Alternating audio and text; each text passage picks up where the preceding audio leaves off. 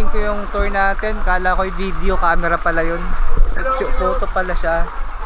Ayan. So alam nyo naman, sobrang init ngayon. Kaya yan, susulitin natin yung buong maghapon sa resort na ito. Itutur ko kayo ngayon guys. Ayan may mga ano dito, cottages. Pwede nyong rentahan. Hindi ko lang sure kung magkano itong isang ganito. Ayan. Tingnan nyo guys. Ang ganda. Super ganda talaga. Simpleng-simple niya pero talagang sulit. Sulit niyo yung lugar. Ayan. May mga cottage po dito. Best place to hang out with your family. Ayan. Unang swimming pool nila. Hindi ko lang kung ano yung sukat ng pool at kung ano yung lalim. Pero sakto na yung size niya guys. Sakto na rin yung kanyang lalim. Ayan. Itutur ko kayo guys. Ito may upper deck ng isa sa cottages ng resort na ito. Ang may-ari nga pala nito ay si Boss Wally Malayo, taga Igsuso. Lihitin mong taga Igsuso. So guys, dito sa upper deck na ito matatanaw ninyo ang Igsuso. Yeah, the place where I was born. Ayan, no, tingnan. Sobrang ganda guys. Ayan po ang Igsuso. Kitang-kita ang view dito. So yung mga taga Igsuso gustong pumunta sa resort na to, para makatipid kayo sa sasakyan, pwede siyang lakarin. Kasi walking distance lang siya.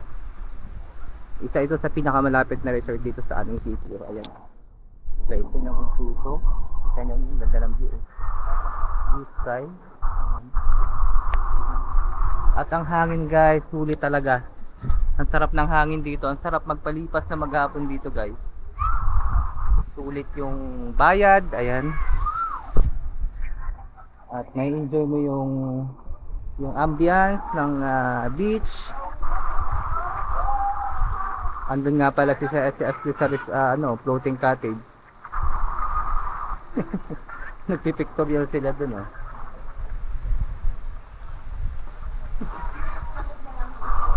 So yan guys, kita nyo naman ang ganda. So lilipat na tayo. Lilipat tayo.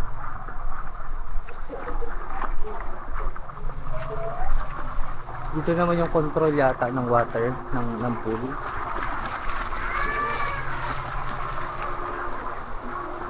Pero meron din siyang upper deck na maliit. Ayun. Pwede yung umakyat dito. Yung mga bata naliligo. Parang hindi nananawa sa tubig yung mga bata sa paliligo.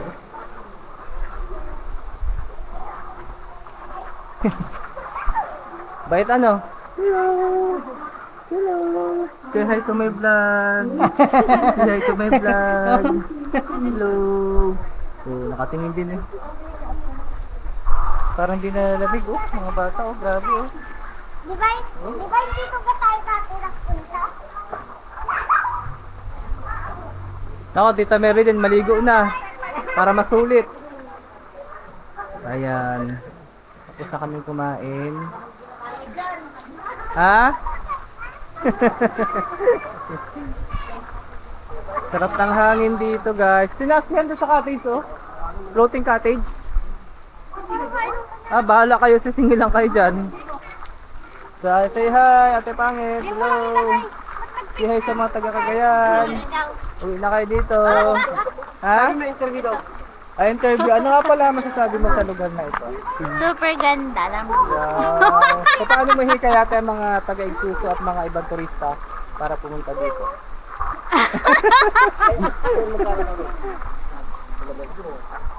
Ha? Sajab daw ko yung interview mo. Ano magkano saan? Ano ko dito? Ito guys, dito kami nag-rent. Power on. So, itong Bluetooth not Bluetooth connected. Makaka-copyright tayo dyan. Ha? Makaka-copyright tayo dyan. Si Ashley ka nakakonect? Saan dumaan yung mga yun?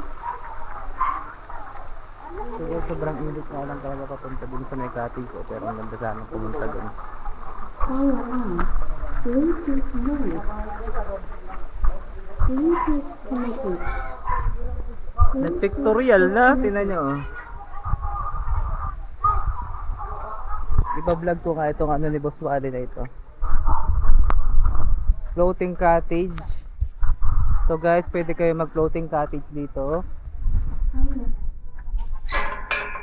kung gusto niyo mag-floating cottage, ay magre-rent kayo ng 2,000 pesos. So kung magkakabarkada kayo, 10 kayo magkakabarkada, magkakasama, at tig 200 na kayo, sulit na. Kasi yan ay, ang alam ko, inaaryahan doon sa malalim na part. And then,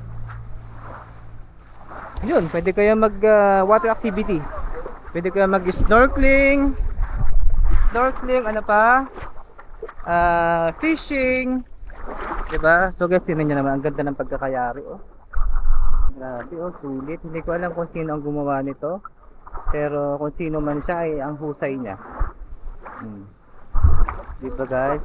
So guys, may dalawang artista dun sa taas na nag-pictorial.